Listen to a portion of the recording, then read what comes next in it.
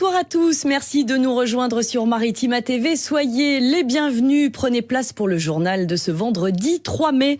L'actu sociale pour démarrer cette édition avec un mouvement de grève en vue à la clinique de l'étang de l'Olivier à Istres.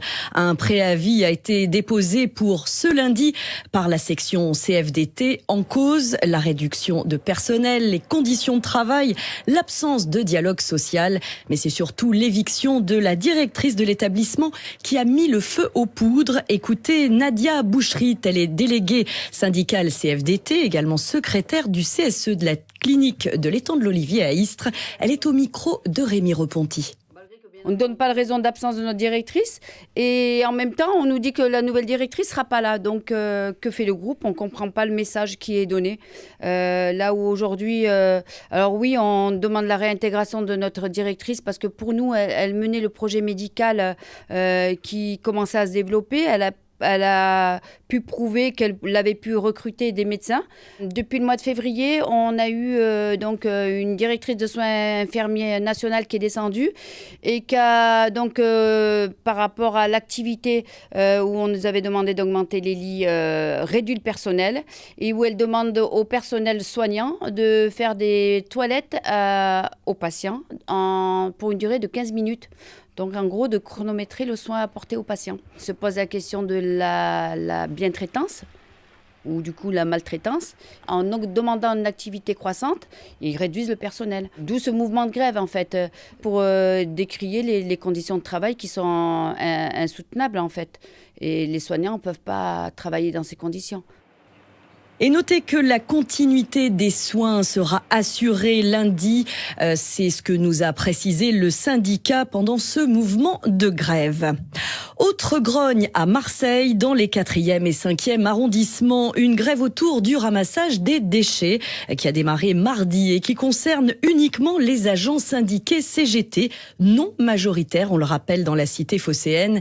Ils dénoncent le changement de rythme de ramassage mis en place à l'est et au nord de la ville, de quoi mettre la pression à la métropole avant l'arrivée de la flamme olympique la semaine prochaine. Un ado secouru à Aix après avoir été touché par une arme à plomb. Les faits se sont déroulés rue Blaise-Cendrars à proximité du Pasino dans le quartier d'Ancagnane. Une ZUP, comprenait zone à urbaniser en priorité, connue pour son point de deal. Les secours sont intervenus aux alentours des 19h30 auprès de ce jeune homme de 14 ans, retrouvé donc avec plusieurs impacts de plomb sur le haut du corps. La victime a été transportée à l'hôpital de la ville. Son pronostic vital n'était pas engagé au moment de son départ selon le SDIS 13. La police évoque une tentative d'homicide. On poursuit ce journal avec un nouvel échec. Le projet d'un bassin de nage dans la mer au Mucem tombe à nouveau à l'eau. La ville de Marseille, qui était à l'origine de cette promesse électorale, renonce finalement à l'ouverture de la piscine. Plusieurs milliers de baigneurs y étaient attendus. L'achat des pontons construits sur mesure pour le site, au total près de 7 millions d'euros, était pour mener le projet. Plus de détails avec ce sujet signé Astrid Dialik. C'est un gros plouf pour la municipalité qui renonce au projet après plus de 2 ans de travail pour des raisons de sécurité. Hervé Monchon, adjoint à la maire. C'est un dispositif assez rare où les vagues, donc au lieu de heurter le quai, passent sous le quai, créent une turbulence sous la dalle. À cet endroit-là, il fallait donc faire un filtre qui laisse passer le courant, mais qui n'entraîne pas les nageurs. On a eu tout un tas de discussions sur la mise au point de cette solution technique qui en plus ne pouvait pas s'ancrer non plus dans le sol. Et au final, ça n'est pas satisfaisant parce que probablement trop léger, trop insécure, et aussi avec une alerte sur le fait qu'un enfant pouvait quand même rester avec un membre coincé sous l'eau et donc échapper à la vigilance des maîtres nageurs. Une déception pour Benjamin Clazen, président de l'association Libre Nageurs. On est absolument déçus pour y avoir nagé. Il y a peut-être des mesures à prendre, mais c'est pas un endroit qui, à mes yeux, est vraiment plus dangereux qu'un bout de rocher sous la corniche. Quand on fait un aménagement dans un lieu emblématique, il faut être prévoyant et il faut faire les choses sérieusement. Mais toujours voir que le côté des risques, on se prive d'une liberté et d'une qualité de vie extraordinaire. C'est un deuxième échec pour la ville de Marseille qui avait remis l'ouverture du bassin en 2023. Mais cette fois-ci, aucune date de report n'a été annoncée. On passe au football. Tout se jouera dans une semaine, très exactement à Bergame en Italie, après le match nul, 1 but partout entre l'OM et l'Atalanta. Un score de parité dans cette demi-finale allée de Ligue Europa et des regrets pour les Marseillais qui se sont créés beaucoup d'occasions, plus que leur adversaire. D'ailleurs, si vous avez suivi le match, je vous propose de revenir sur les réactions en zone mixte au micro de Karim Attab.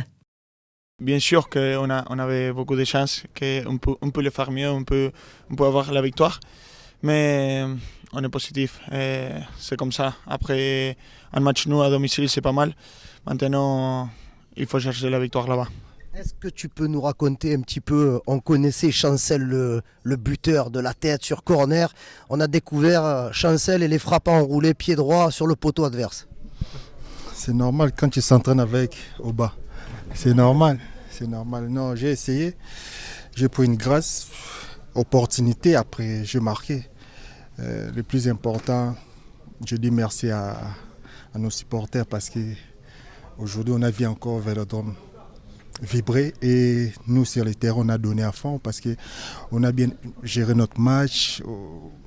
Il y en a des séquences, on a bien fait, on a dominé notre match. Je vais dire à tous les supporters, tout est possible. On va partir là-bas à la guerre. Du coup, qu'est-ce qui vous a manqué pour gagner ce match et prendre un petit avantage qui n'aurait pas été trop avant d'aller à Bergame la semaine prochaine? Un peu de la chance parce qu'on a eu l'occasion après un petit offshoot sur Luis Enrique. Mais rien, on a montré des choses, on était présents et je pense que là-bas on va le faire. Et si la victoire n'était pas au rendez-vous, les supporters, eux, l'ont été. Ils étaient 64 000 au Vélodrome. L'ambiance a été survoltée tout au long du match et la qualif dans une semaine à Bergame, déjà dans les esprits, comme en témoigne l'enthousiasme des supporters à la fin du match au micro de Flavio Noriga. Pour le match, franchement, je trouve ça pas trop payé. Je pense qu'ils auraient pu gagner le match. Après, à ce stade, ça se joue vraiment à des détails. Donc, mais franchement, j'ai foi en Marseille. Je pense que la semaine prochaine, ils vont aller chercher la qualif. Franchement, je pense que dans l'ensemble, on a fait un beau match. Les actions étaient de part et d'autre. On va en Italie avec un 1-1. Moi, je te dis, on va gagner. Parce qu'il y a eu des actions, ils ont été mangés. On a eu un manque de chance. Au match retour, on va essayer d'aller chercher la victoire et la qualification pour aller en finale. On a nos chances, on a clairement nos chances. En face, c'est rien du tout. Nous, on joue avec la rage, on mérite d'être ici en demi-finale. On va aller en finale, on va aller la chercher. On va leur faire comme un Benfica, les gars. On va les presser, on va y aller au tir au but. Et allez, Ombre au tableau côté supporters italiens. Ils étaient 3000 dans le parcage visiteur. Plusieurs images à caractère raciste ont circulé sur les réseaux sociaux. On y voit d'ailleurs un homme mimer un singe. L'auteur a été interpellé dans la journée, placé en garde à vue. Il sera présenté à la justice. De son côté, la préfecture de police des Bouches-du-Rhône a saisi le procureur de la République pour examen des faits. En tout cas, notez que l'OM a donc une semaine pour préparer ce match retour. Les Olympiens ne joueront pas, sachez-le, en championnat ce week-end. Débrief complet dans le bar des supporters à ne pas manquer en seconde partie de programme. Foot toujours en national, ces soirs de derby. Le FC Martigues reçoit Marignane au stade Turcan. Un derby de l'étang aux multiples enjeux puisque d'un côté, les Marignanais veulent se sortir de la zone de relégation et puis de l'autre, les Martégots espèrent rester deuxième pour accéder à la fameuse Ligue 2. Après la belle épopée de la saison dernière avec la montée qui leur a filé entre les doigts, eh bien les Martégots doivent assurer dans cette dernière ligne droite s'ils veulent rejoindre l'antichambre de la Ligue 1. Parole donnée à l'entraîneur et à l'attaquant sang et or au micro de Joey Temple. Je sais pas s'il faut le préparer comme un match piège, je pense pas. Après, c'est un mot que j'aime pas trop, que j'emploie jamais dans le foot en tout cas. Parce que piège, ça veut dire qu'on ne sait pas ce qui va arriver. Là, on sait ce qui va arriver et ce qu'ils vont nous proposer, donc il n'y a pas de piège. C'est juste à répondre à la situation que va nous proposer l'adversaire. C'est juste ça, c'est une notion de derby, c'est une équipe qui joue sa survie. Mais il n'y a pas de piège. Donc voilà, j'ai pas envie de mettre un sentiment de peur parce que justement on est à l'approche d'un piège. Ouais, bien sûr, c'est un match qui est très attendu. Comme vous avez dit, c'est deux opposés qui s'affrontent. Donc Marignane qui joue le maintien et nous qui jouons la montée. Pour moi, ça va être un match où il va falloir être solidaire, que ce soit dans l'agressivité, dans la justesse technique et être bon dans les deux zones de vérité, que ce soit offensive ou défensive, parce que offensivement, ils ont de quoi marquer beaucoup de buts. Et défensivement, nous, on a une assise défensive assez solide cette année. Donc pour moi, ça va être un match fermé au début. Mais après, comme je l'ai dit, il faut être tueur dans les deux zones de vérité. Coup d'envoi de ce FCM Marignane ce soir à 21h au stade de Turcan. Un derby à suivre en live texte sur notre site maritima.fr. Rendez-vous d'ailleurs sur la page Instagram de la ville de Martigues pour gagner vos 2 invitations pour la prochaine rencontre à domicile du FCM. Ce sera face à Nîmes Olympique. Notez bien, le samedi 18 mai à 18h. Vous avez jusqu'au 10 mai, minuit très précisément, pour tenter votre chance. En basket, 5 supporters du club de Fos ont pris la route en début d'après-midi, direction Chambéry. Du ACDC à fond dans la voiture, les Bayers vont affronter ce soir Aix-Maurienne et l'équipe de Rémi Juita doit impérativement gagner si elle veut garder son destin entre ses mains. Tambour et mégaphone dans le coffre. Fabrice et ses 4 passagers vont tout faire ce soir pour soutenir les jaunes et noirs dans leur course au maintien. Joey Temple, une fois n'est pas coutume, était avec eux à 14h au départ sur le parking de la halle Henri Juita. Regardez plutôt. Un petit fanion, tambour. Et déjà il y a une partie des tambours qui va partir avec le minibus, parce que nous on en a trop pour le véhicule à Fabrice. Salut. Ça va. La moindre des choses qu'on peut faire, c'est de monter et leur dire qu'on est là et leur dire que si on peut en prendre Aix-Maurienne, on va les prendre ensemble. Ma foi, ils ont prévu tous d'être en blanc, et on sera les seuls jaunes, mais je pense qu'on va faire jaune et noir et on va faire du bruit. Le tambour est prêt, tout est armé. Tout est armé, on est à fond, on y va. On fait de bruit, mieux c'est, non ? Moi, ça nous tient à cœur. C'est la famille, c'est un club qu'on a vu vraiment évoluer, aussi bien au niveau des joueurs que des coachs. Et voilà, c'est vraiment super important pour nous d'être dans cette continuité-là. Tout est permis encore et on compte sur eux. Après, je suis assez confiant quand même parce qu'on a une belle équipe, parce qu'on a battu le premier la semaine dernière, mais tout peut arriver. T'as prévu de chanter, de faire du bruit, toi, du coup, moi, ce j'ai soir ? prévu de taper dans le tambour. Ouais. De toute façon, ils le savent pas encore, mais j'ai les 3 premiers albums d'ACDC dans la voiture, donc voilà. Ils vont bouffer du ACDC, ça va les monter à fond.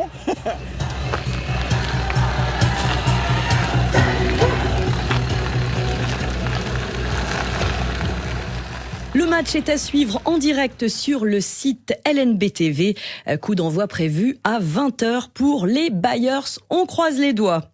En tennis, sacrée journée pour l'Open du Pays d'Aix. On vous en parlait hier, les 8e de finale. Du coup, n'ont pas pu être joués comme prévu. Pluie et terre battue, il faut dire que ça ne fait pas forcément bon ménage. Toutes les rencontres ont donc été reportées à aujourd'hui, en plus des matchs déjà programmés. Richard Gasquet a battu Adrien Manarino, tête de série numéro 1 du tournoi, en 2-7, 6-2, 6-2. Il jouait ensuite son quart de finale contre le monégasque Valentin Vachereau. La suite, c'est sur maritima.fr. Beau printemps à Martigues, carnaval couleur JO à Istres, tradition provençale à Salon ou encore ouverture de sites emblématiques à Marseille. Voici l'agenda sorti pour votre week-end signé Noria Boussena. Le beau printemps s'installe ce samedi à Martigues. Toute la journée, un air de convivialité va animer le jardin de Ferrières. Le beau printemps vous propose une programmation riche avec de nombreuses animations gratuites. Plus de 60 stands seront présents. Nature, bien-être, artisanat, produits bio et locaux. Des rencontres, débats autour des questions environnementales pour le plus grand bonheur des enfants. Les animaux de la ferme prendront leur quartier dans le jardin de Ferrières. Des animations pour les enfants, une exposition de beaux dessins et beaucoup d'autres animations. Carnaval, fêtes foraines et feux d'artifice au programme de ce week-end à Istres. L'effervescence monte, la ville s'apprête à vibrer au son du carnaval et cette année, il mettra à l'honneur les JO 2024. Le public a rendez-vous avec les carnavaliers dès 15h sur l'avenue du Palio pour le départ du défilé. Explosion de couleurs, des chars, des musiques sont au programme de cette journée. Les festivités se prolongeront avec la fête foraine du Muguet et le feu d'artifice qui sera tiré ce samedi à 22h depuis la digue du mini-port de l'étang de l'Olivier. Coup d'envoi de la semaine provençale samedi à Salon de Provence. Une semaine pour célébrer l'identité provençale jusqu'au 12 mai. Avec des festivités dans toute la ville, cette édition spéciale met à l'honneur l'inscription de la transhumance au patrimoine immatériel de l'humanité de l'UNESCO. Ateliers pour les enfants, expositions, conférences, concerts, visites guidées sont au programme avec des temps forts. Un marché provençal du 9 au 12 mai. À cette occasion, le samedi 11 mai, le château de l'Empéry se transforme en bergerie autour de l'emblématique fête de la transhumance composée de son cortège de 1200 animaux et de groupes régionaux costumés. On aura l'occasion d'y revenir. Osons nos talents s'installe à la salle Gagarine de Port-de-Bouc. L'exposition d'art amateur est de retour tout ce week-end de 10h à 17h dans la salle Gagarine. À cette occasion, vous découvrirez pas moins d'une cinquantaine de talents ayant tous un lien avec la ville de Port-de-Bouc dans différents domaines tels que la peinture, la sculpture, la littérature, mais aussi des créations. La boutique des créateurs de l'Office de tourisme sera, elle, aussi sur place et vous aurez même la possibilité de vous faire masser. Le week-end sera animé par des concerts, des démonstrations de peinture. Tout cela se terminera par la confection et la dégustation du gâteau d'anniversaire des 50 ans de l'Office de tourisme de Port-de-Bouc autour de la fontaine à bulles. Tombola, buvette, restauration et candy bar sur place tout le week-end. Et l'autre édifice marseillais à visiter ce dimanche, c'est l'Opéra. Une aubaine à l'occasion de l'opération nationale Tous à l'Opéra. Comme pour le Fort Saint-Nicolas, vous venez de l'entendre, visite libre possible sans inscription. Il y a également des visites guidées.